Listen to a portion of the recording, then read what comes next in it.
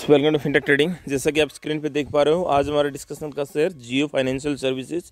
जियो financial services जैसा कि overall market में ही हमें 2 दिन से पिछले 2 ट्रेडिंग सेशन से थोड़ी हरियाली देखने को मिली है और मार्केट अपसाइड में मूव करता हुआ मिला है। 22,000 पे निफ्टी सपोर्ट देती हुई नज़र आ रही है। क्या ये बरकरार रहेगी? ये चीज़ें तो हमें समझने की ज़रूरत है और हमें इस शेयर में बने रहने की ज़रूरत है। देखो लेवल्स क्या रहेंगे, सारे लेवल्स हमें डिस्कस करने की ज़रूरत है। इसका जो लेवल बॉटम अप का लेवल है 200 का लेवल है, इस शेयर ने टच कर लिया है।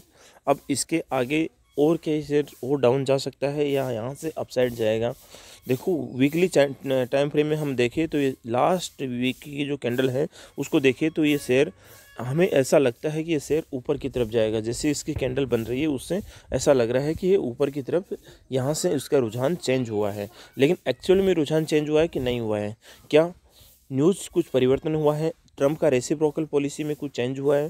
टैरिफ कि हम आप जितना लगाओगे उतना टैरिफ हम लगाएंगे, उसमें कुछ चेंज आया है? नो, उसमें कोई चेंज नहीं आया है। यूक्रेन रशिया अभी एज इट इज़ बना हुआ है।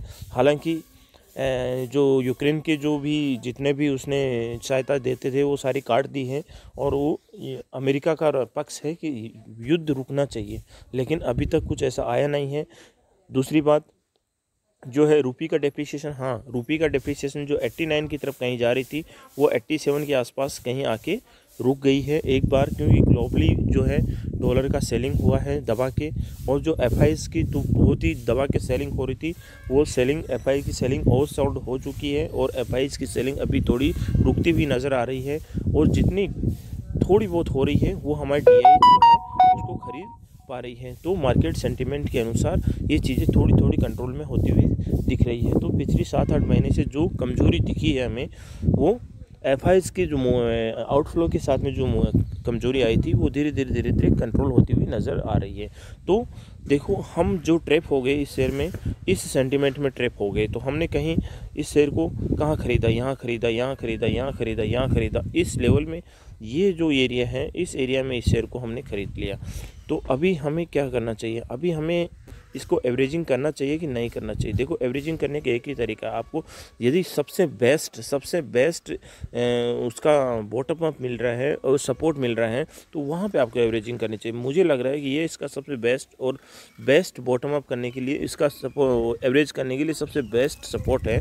यहाँ पे आप एवरेजिंग कर सकते हो। यदि इससे और ज़्यादा गिरा तो हमारी गलती नहीं है, शेयर गिर गया तो शेयर के फंडामेंटल ठीक है, तो पी रेशियो थोड़ा सा ज़्यादा है उससे आप साइड में रख दीजिए। और वैसे ये जो हमारा रिलायंस पेमेंट है, जो जियो का जो पेमेंट बैंक है उसमें भी हिस्सेदारी खरीद रहा है और धीरे धीरे अपनी कैपेसिटी को एक्सपेंड कर रहा है। शेयर अपना काम जो है फुल पोटेंशियल में अभी करने नहीं लगा है, धीरे धीरे करने की कोशिश कर रहा है। तो आगे जाके इसमें अच्छी संभावनाएं हैं। जैसे ये शेयर 330 या 330-25 के आसपास यहाँ से निकलेगा उसके बाद में इसमें अच्छी खासी संभावनाएं बनाएगी।